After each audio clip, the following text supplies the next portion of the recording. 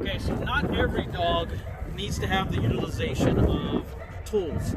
A lot of times you'll see us using certain collars, e-collars, prong collars, slip collars, but not every dog needs those. Some dogs are more advanced when they come here.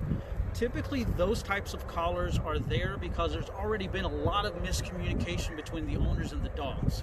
So whenever there's a lot of miscommunication between the owners and the dogs, and there's a lot of conflict, all right, there's a lot of conflict inside the dog's communication skills, we have to use those tools to help us communicate with the dogs what we're actually wanting. Now with Hinata, we're not actually dealing with a lot of conflict there. We're dealing with a high energy dog. Right, so she's high energy, she gets excited easily, and we discovered yesterday when we took her walking, she also gets reactive on leash when there are other dogs approaching that are barking. So we always take these dogs that board and train with us on long walks, and we know the certain areas inside of our community to where there's always dogs that are off leash. There's dogs that have irresponsible dog owners that always allow their dogs to run freely, to come outside their gates with no proper quarantine or anything, to where the dogs can escape and come after ours. Well, we've got it set up to where we've actually trained those people's dogs to not come out and approach us. They learn to stop at their gate now. So as we're walking our dogs, we want to see how they respond. Typically all of our dogs respond very well. Now yesterday we had Hinata and we had Scout together, and they didn't respond very well. They both reacted.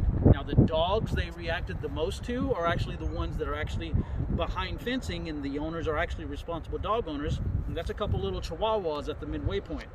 These two dogs did not react well to that. So in that case, in that situation, it was very difficult to get those two back under control.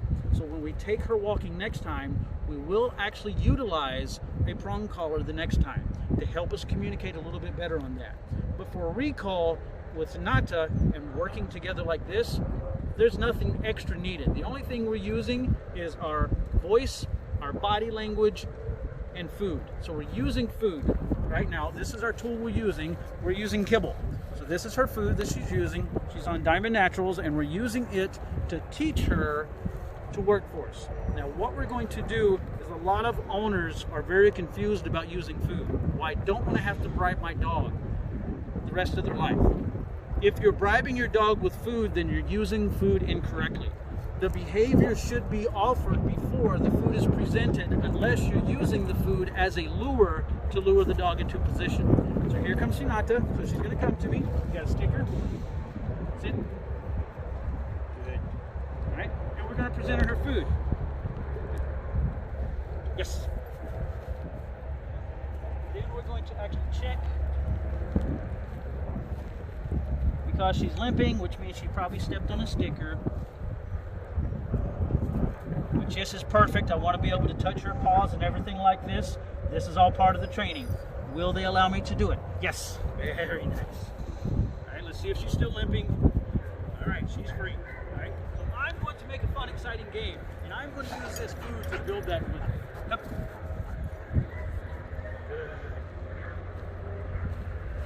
Come. Good. And what I'm creating right now is that tight recall.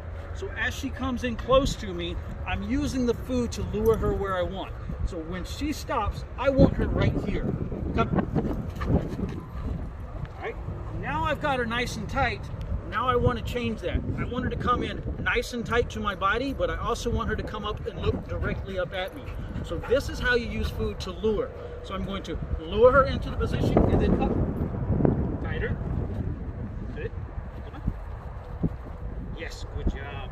So I'm going to bring her in tight and up at the same time so she makes eye contact with me when she comes to me. So dogs that have an issue jumping is typically owner created, right? That's something that's taught by humans. So we're working on Hinata to understand that when we call her to us, we want that automatic sit. So as she come, walking away, yes, good. And we're getting that nice tight sit right in front of us. You want your dog to sit center every time they come to you. That way you're able to put the leash on them, you're able to take the leash off, you're able to do whatever you want to. Good job. Jackpot rewarding. And then some excitement. Yes. Yes.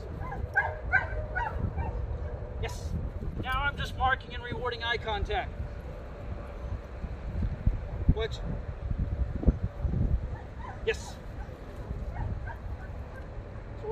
bunch of different behaviors together. Yes. Then we're going to go back. Come.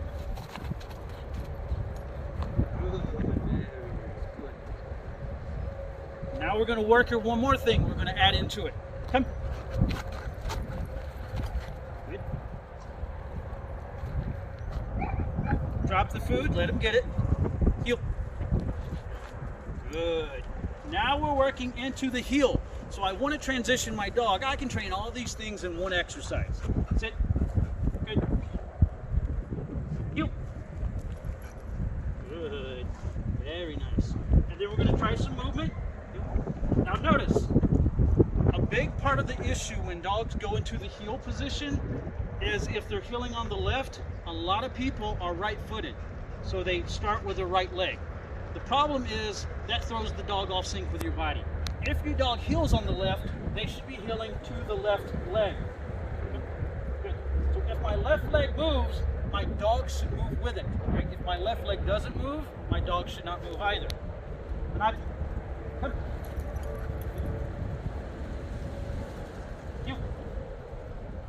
As my left leg moves, my dog should move with it. When it stops, my dog should stop. If my right leg moves, my dog should not move. Good. Only when my left leg moves. Yes. Very nice. Should I allow the dog to move with me? That way we're staying. Nope. Yes. We're staying together, right? Nope, right where she should be. And this is her first time working on this, so she's getting distracted. So this is where we have to work her through it. Nothing. Come. Good. So when they get distracted, stop what you're doing, go back to what you were doing before, something they had confidence in. So what you just saw there, distractions, she valued more than the information I was giving her. Why? Because she lost her confidence in what we were trying to accomplish. It's her first time trying it. So when that takes place, you go back to something like this, and if you notice, I'm not telling her to do anything. I am just sitting here, slipping her food, and then slowly, I'm going to go back to where we were at before. Good. And I'm going to work her in this as long as she feels comfortable in this. If she doesn't feel comfortable, we'll go back to something before. Nope. Yep. Good. Nothing. Good.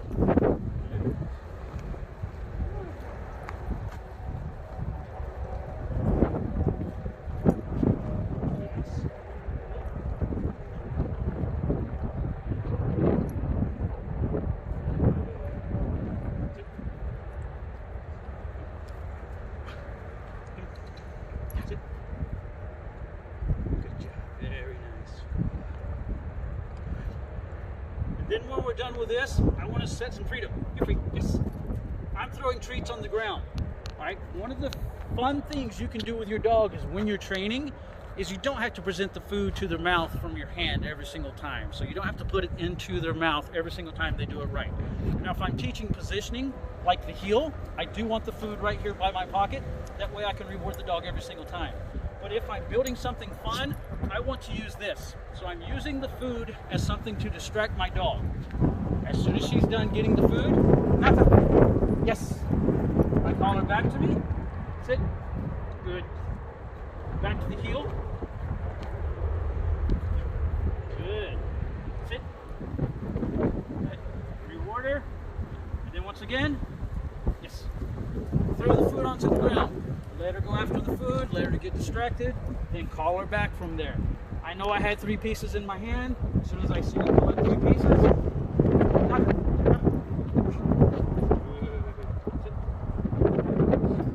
you notice when I call her into the heel, I'm not just standing here and forcing her to move. I'm using my body to help guide her. Hinata. Come. Sit.